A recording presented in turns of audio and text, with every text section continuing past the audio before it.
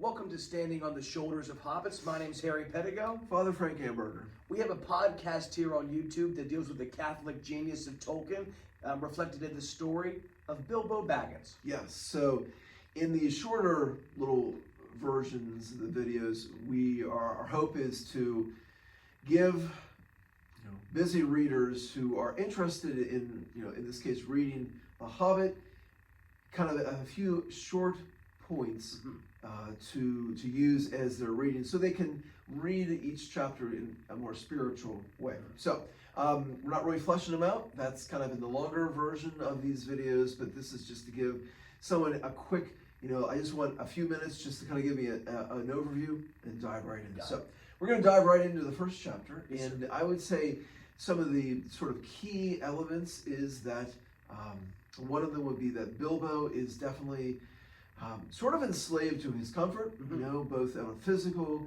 a material sense, comfort of overvaluing what people think of him, and I think also the comfort that he calls the shots in his life. He's kind of his own master in that regard. Certainly. And Gandalf he comes in and invites him to share with him in an adventure.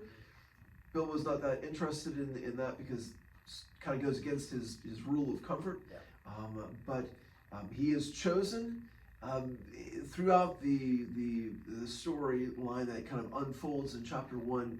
We see that Gandalf says, and I'm not going to go through the whole thing by any means. So the dwarves and you have to read the chapter to kind of in this short video to kind of figure that all out.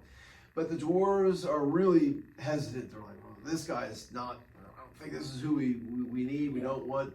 And Gandalf recognizes, look, I would have chosen a warrior or a hero, but yeah, we're going with a burglar, Bilbo in this case.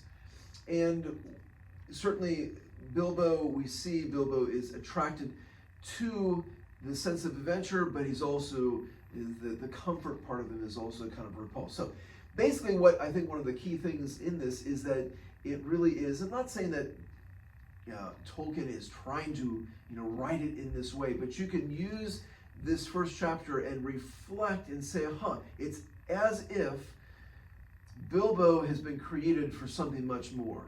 Okay, that'd be the case for all of us. We're created for holiness. Bilbo's very resistant to that, and Gandalf is inviting him, as Christ invites us on that road to holiness, to become, in that sense, a warrior, a hero. And it's interesting, I think one of the most beautiful quotes, there's a lot of beautiful things in this first chapter, but Gandalf says to the dwarves, I think this is so good for us to apply to ourselves, there's a lot more in him than you guess, and a deal more than he has any idea of himself.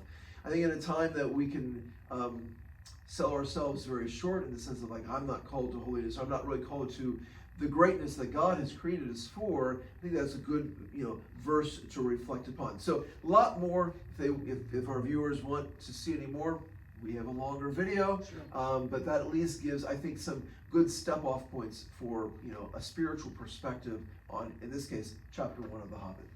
Thank you very much, Father Hamburger. We'll have a link to that long-form discussion in the description of this video. Thank you. Sounds wonderful. May God bless you. God bless all of our viewers.